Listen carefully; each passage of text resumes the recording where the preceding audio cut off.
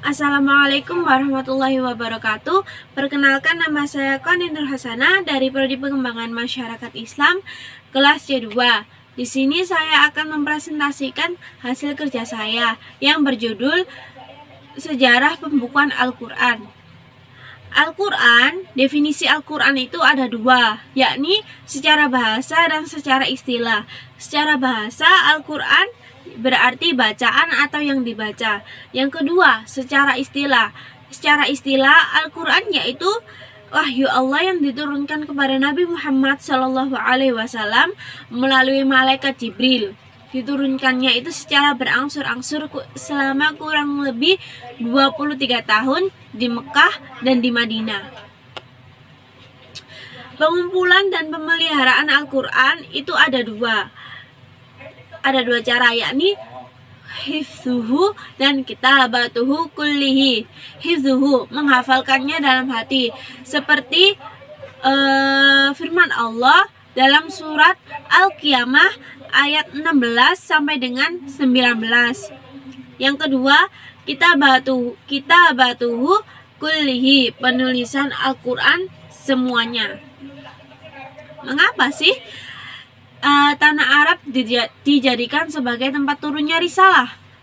Nah, alasannya karena tanah Arab itu memiliki lokasi yang sangat strategis sekali untuk dijadikan pusat dakwah, dan penduduk Arab itu memiliki beberapa sifat unggulan seperti pemberani, tidak pantang menyerah, dan lain-lain.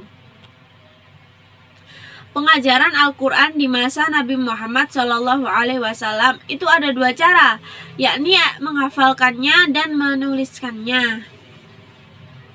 Faktor-faktor mengapa Al-Quran tidak dibukukan di masa Nabi Muhammad SAW.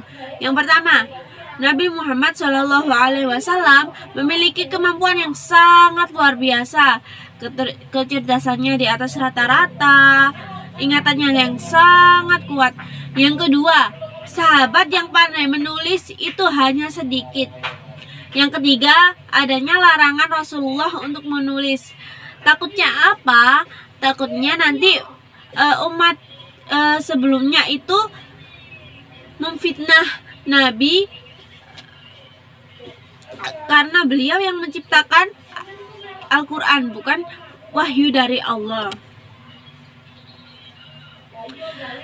Hadis tentang mempelajari Al-Quran diriwayatkan oleh sahabat Utsman bin Affan radhiyallahu an bahwa Rasulullah SAW bersabda, "Yang terbaik di antara kamu adalah mereka yang pelajari Al-Quran dan kemudian mengajarkannya."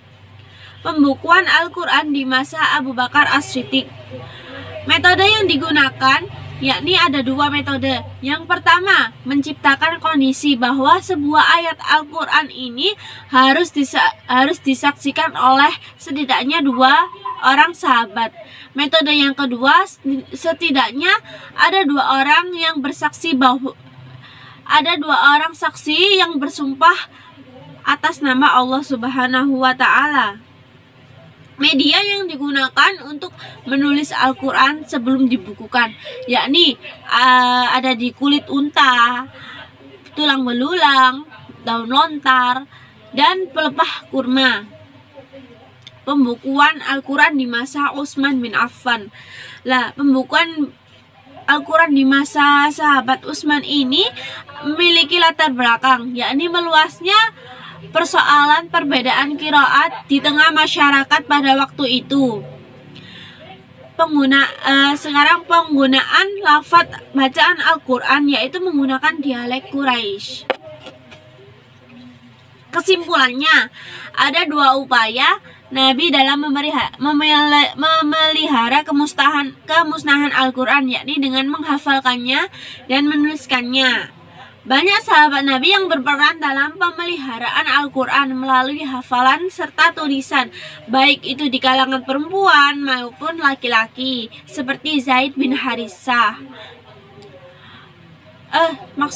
Zaid bin Sabit.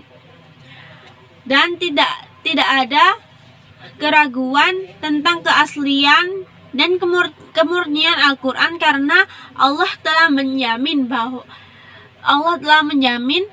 bahwa Al-Quran itu asli murni dari Allah, jadi bisa dijadikan sebagai pedoman hidup. Sekian, wassalamualaikum warahmatullahi wabarakatuh.